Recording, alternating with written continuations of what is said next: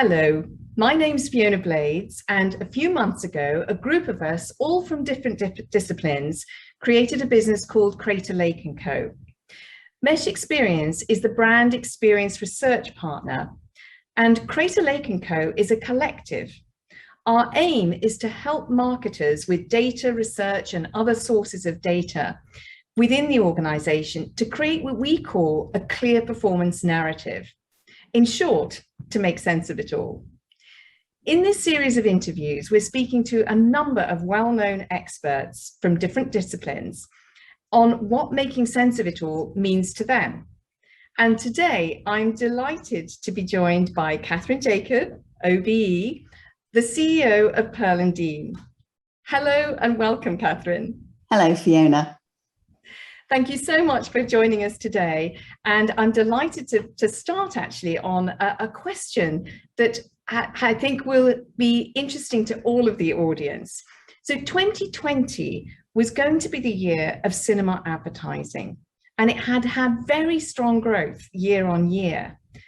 Then we all know what happened, the pandemic. So how have you made sense of it all in that context? Well, like lots of people, we had difficulty. We were predicted to be one of the fastest growing mediums. It's the first time we'd had that. And how we made sense of it was just kind of going back to basics and thinking, right, okay, this is where we are. And it's interesting, absence has made the heart grow fonder as far as cinema is concerned. So I think in the last week, I've had people go, when's the new Bond coming out? When is it? Literally cab drivers. Do you know what's happening? You know, all that kind of thing. So I think it's interesting that the sense of something not being there made you miss it. And the idea that you can get off your sofa and go somewhere really comfortable and just be immersed in something different for a couple of hours and just forget about, real life, as it were, has just been very valued. And then we were also really lucky. We had so much support from colleagues in the industry. So our partners at WPP and Omnicom, clients reaching out, saying to us, how can we help? What can we do? When will you be back? Keep in touch. So Omnicom ran a free campaign for us. They got in touch with other media owners saying, welcome back to cinema in the UK. They pulled all of that together, did it for nothing. Their sister agency, TBWA, did the creative work, which was excellent. They did that for nothing. And also, you're aware of SAWA, which is the cinema advertising trade body. It's the only global trade body. So if I had something that was bothering me, I could phone up Florian or Stefan at Weber Weischer in Germany, or John Patallo or Scott Felstein, colleagues at Screen Vision and NCM, or Paul Butler at Val Morgan. And we kind of had this mutual support system because we were all in the same situation. Australia came out a bit earlier. Sadly, we've had to go back again. But Australia came out a bit earlier. So there was always this sense that things were kind of happening and that you felt that love and support. It was brilliant, actually. I think it's fantastic what you're saying about that love and support, and really good that people were recognizing the importance of cinema, actually. And that goes on to the next question that I often have in my mind. Cinema has such a significant role to play in brand building and beyond that, actually, in generating action, but it doesn't always make it onto the media plan. How do you make sense of that? Well, it kind of makes sense in a world where kind of performance marketing is the thing and issues about value. But I think if you want to talk about value, proving how, people are paying to see your ads in the cinema. Frankly, they don't do that anywhere else. And it's also the only place I've ever been where people clap really great ads because they're on the big screen and you're really immersed in it. I think it's one of those things where it looks expensive, so it comes off first. But actually, that's not recognizing its true value, which is the immersion, the fact that people are in a relaxed state of mind.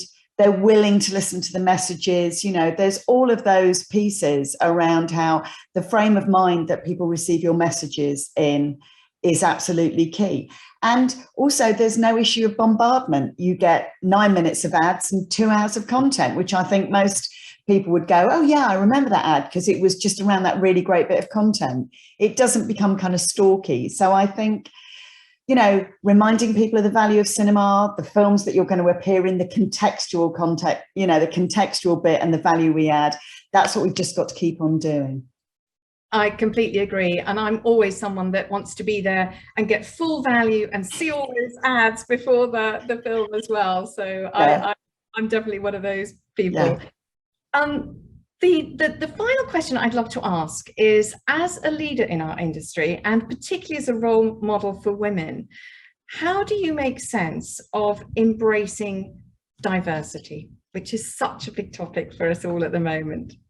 It's a huge topic, and one that has bothered us for a while, and it isn't just timely now, it's been going on for ages. I think that it's not about making sense of it. I think it's about recognizing the value of diversity. So if you look at McKinsey, companies in their top quartile for diversity, you know, have returns that are 35% higher. So it's not even about fairness, it's about business sense. It's about making your business welcoming for people. So in the UK, 1 in 3 people think they don't belong at work. In the US, it's 1 in 4. Those are staggering statistics, and explain so much about churn.